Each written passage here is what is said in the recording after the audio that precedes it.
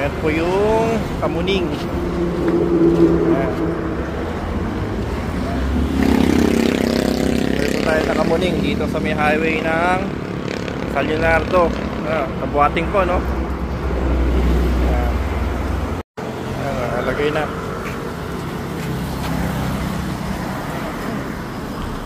Ayan, good morning, you know? So ito na po yung ating kamuning.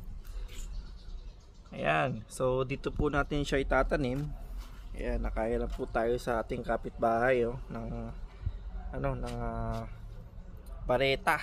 Kaya nakapag-ukay tayo na medyo mas malalim. So sana po medyo gumanda ang tubo ito, no, ng kamuning. Ayan, oh. Sa panahong mainit talaga, obligado po magtanim-tanim tayo ng mga puno. Kahit mga ganitong klase lang. Ayan, oh, sa murang halaga lang naman, presyong abot kaya na rin. Pwede na po tayo magtanim, no? Malaking tulong po ito sa ating kapaligiran at kahit paano magkaroon po tayo ng konting lamig-lamig, no? Yan, katulad po yan, meron tayo dyan puno ng mangga. At ang mga mini garden natin yan, mga halahalaman, no? Yan, sari-sari po. Yun. At meron po tayo isang sako dito ng pang garden, ano? Garden soil po siya. Yun po yung ating gagamitin natin dito. Okay, so ilagay na po natin siya at maitanim na talaga. Yan po mga kaibigan, ay tanim na po natin yung tatlo, no? So mayroon pa tayong tatlo pa na hindi pa nailalagay. So yan, nilagay natin na po siya ng ano, yung durog na itlog, yan, no? Para maging dagdag sustansya din sa lupa natin.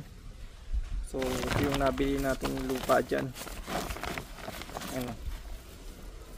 Okay, so yung tatlo pa ihahanay na natin dito. Ayan.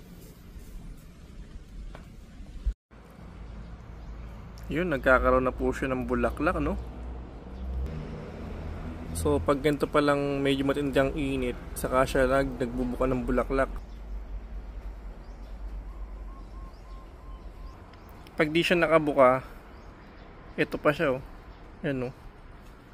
So ito pong halaman na to, nabili pa natin sa Baguio last year, ano.